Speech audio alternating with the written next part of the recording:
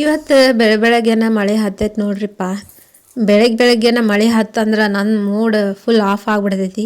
ಯಾಕಂದ್ರೆ ಯಾವ ಕೆಲಸನೂ ಮಾಡೋಕೆ ಮನಸ್ಸು ಆಗೋದಿಲ್ಲ ಈ ಥರ ಮಳೆ ಹತ್ತಿದ್ರೆ. ಎಲ್ಲರಿಗೂ ಗುಡ್ ಮಾರ್ನಿಂಗ್ ಹೇಳ್ತಾ ಈ ಬ್ಲಾಗ್ನ ನಾನು ಸ್ಟಾರ್ಟ್ ಮಾಡತ್ತೀನಿ. ನಮ್ಮ ಗಿಡದಾಗ ಇವತ್ತು ಹೂವು ಕಡಿಮೆ ಆಗಿದ್ದು, ಹಾಗಾಗಿ ನಾನು ಪಕ್ಕದ ಮನೆಗೆ ಹೋಗಿ ಅವ್ರ ಗಿಡದಾಗ ಹೂವು ಹರಿಯತ್ತಿದ್ದೆ.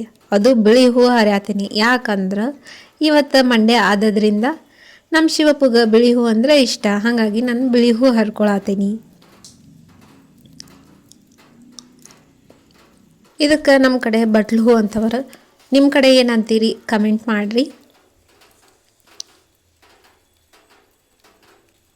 ಇನ್ನೂ ಅವ್ರು ಎದ್ದಿದ್ದಿಲ್ಲ, ಹಾಗಾಗಿ ನಾನು ಹರ್ಕೊಂಡೆ.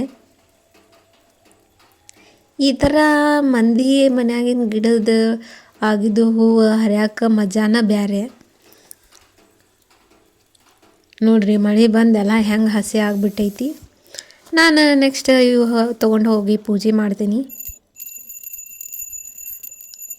ಹಂಗೆ ನಮ್ಮ ಬಾಸ್ನ ಇವತ್ತು ಪೂಜೆ ಮಾಡಿ ನಾನು 108 ಸಲ ಜಪ ಮಾಡಿದೆ, ಓಂ ನಮಃ ಶಿವಾಯ ಅಂತ. ಈ ಥರ ಮಾಡೋದ್ರಿಂದ ನಮಗೆ ಮೆಡಿಟೇಷನ್ನು ಆಗ್ತೈತೆ, ವಿತ್ ಕಾನ್ಸಂಟ್ರೇಷನ್ನು ಹೆಚ್ಚಿಗೆ ಆಗ್ತೈತಿ, ಎಲ್ಲ ರೀತಿಯಲ್ಲೂ ಹೆಲ್ಪ್ ಆಗ್ತೈತಿ. ನಾನು 108 ಸಲ ಜಪ ಮಾಡಿ ನೆಕ್ಸ್ಟ್ ನವರಾತ್ರಿ ಇದು 8ನೇ ದಿನ ಅಲ್ಲ, ನಾನು ಬನ್ನಿ ಗಿಡಕ್ಕೆ ಹೋಗಾಗತ್ತೀನಿ.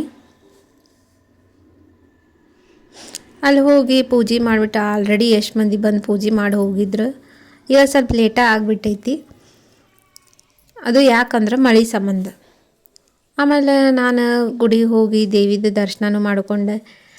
ನಮ್ಮದು ಇನ್ನೊಂದು ಟೆಂಪಲ್ಗದು ಅಲ್ಲೂ ಹೊಂಟೇನಿ. ಇವತ್ತು ಲೇಟಾಗಿ ಹೋಗಾಕತ್ತಿದ್ದಕ್ಕೆ ಯಾರೂ ಜನ ಜಾಸ್ತಿ ಕಾಣತಾ ಇಲ್ಲ ನೋಡ್ರಿ. ಇಷ್ಟೆಲ್ಲ ಹಸಿ ಆಗಿಬಿಟ್ಟೈತಿ. ಇಷ್ಟೆಲ್ಲ ಹಸಿ ಆತಂದ್ರೆ ಹುಷಾರಾಗಿ ನಡಿಬೇಕು, ಇಲ್ಲಾಂದ್ರೆ ಜರದು ಬೀಳೋದಂದ್ರೆ ಗ್ಯಾರಂಟಿ.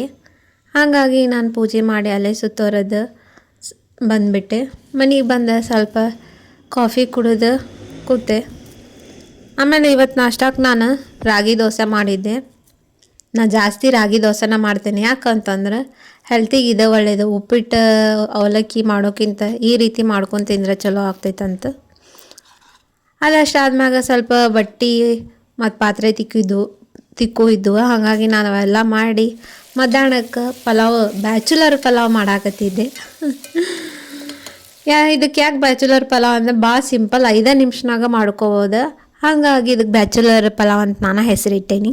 ನೋಡ್ರಿ ಈ ರೀತಿಯಾಗಿ ಬಂದೈತಿ, ಹಂಗೆ ಟೇಸ್ಟಿನೂ ಆಗಿತ್ತು. ಒಂದು 5 ನಿಮಿಷದಾಗ ಬೇಕಾದ್ರೆ ನೀವು ಮಾಡ್ಕೊಂಬಿಡು. ಈ ರೆಸಿಪಿ ಏನಾರು ಬೇಕಿದ್ರೆ ಕಮೆಂಟ್ ಮಾಡಿರಿ, ವಿಡಿಯೋ ಮಾಡಿ ಹಾಕ್ತೇನಂತ. ಟೇಸ್ಟ್ ಅಂದ್ರೆ ಟೇಸ್ಟ್ ಆಗಿತ್ತು. ಊಟ ಮಾಡ್ಕೊಂಡು ನಾನು ಒಂದು ಅರ್ಧ ತಾಸು ಕೂತ್ಕೊಂಡು ನಮ್ಮ ಬಾಸ್ನ ಮೀಟ್ ಮಾಡೋಕ್ಕೆ ಹೋಗಿದ್ದೆ ಇವತ್ತು.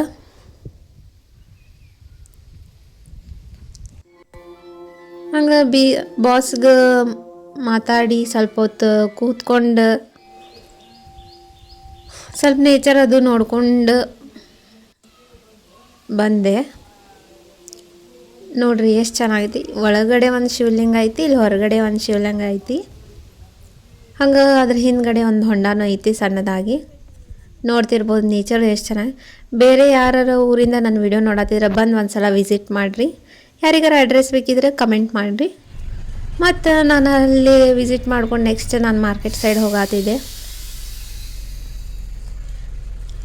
ಮಾರ್ಕೆಟಿಗೆ ಹೋಗೋ ಮುಂದೆ ಅಲ್ಲಿ ಒಂದು ಸೇಲ್ ಅಂತ ಬೋರ್ಡ್ ಇತ್ತು, ಹಾಗಾಗಿ ಒಳಗೆ ಹೋಗಿ ನೋಡತ್ತಿದ್ದೆ. ಎಷ್ಟು ಚಲೋ ಐಟಮ್ಸ್ ಅದು ಬಂದಿದ್ದು. ನನ್ನ ಕಣ್ಣಿಗೆ ಬಿದ್ದಿದ್ದು ಈ ಮಚ್ಚ ನನಗೆ ತೊಗೋಬೇಕು ಅನ್ನಿಸ್ತು. ಯಾಕಂತಂದ್ರೆ ಈ ಮಚ್ಚ ಬ್ಯಾಡ ಬಿಡಿ ಹೇಳೋಂಗಿಲ್ಲ, ಬೇಡ ಅಂತದಷ್ಟು ಬಿಟ್ಟು ಸ್ವಲ್ಪ ಹೂವು ಹಣ್ಣು ತೊಗೊಂಡು ನಾಳೆ ಉಡಿ ತುಂಬಬೇಕಲ್ಲ, ಹಾಗಾಗಿ ತೊಗೊಂಡು ನಾನು ಬಂದು ಬಸ್ ಸ್ಟಾಪಿಗೆ ನಿಂತೆ. ಅಲ್ಲಿ ಬಂದು ನೋಡಿದ್ರೆ ಜನ ಜಾತ್ರೆ ಆಗಿಬಿಟ್ಟೈತೆ. ಬಸ್ಸಿಗೆ ಕಾಯ್ಕೊಂಡು ಕುಂತ್ರೆ ಆಗೋಲ್ಲ ಅಂತಂದು ಸೀದಾ ಆಟೋ ಹತ್ತಿ ಮನೆ ಕಡೆ ಹೊಂಟೆ ನೋಡ್ರಿಪ್ಪ. ಮೊದಲ ಲೇಟ್ ಆಗೈತಿ. ಈಗ ಏನಾರು ಹೋಗಿ ವಿಡಿಯೋ ನೆಕ್ಸ್ಟ್ ಮಾಡಾಕತ್ತೀನಿ ಅಂದ್ರೆ ನಮ್ಮ ಪಪ್ಪ ಏನಿಲ್ಲ ಬೈದೇ ಬಿಡ್ತಾರೋ. ಹಾಗಾಗಿ ಸೀದಾ ಮನೆಗೆ ಹೋಗಿ ಊಟ ಮಾಡಿ ಮಲ್ಕೋತೀನಿ. ಬಾಯ್, ಗುಡ್ ನೈಟ್ ಎಲ್ಲರಿಗೂ. Next video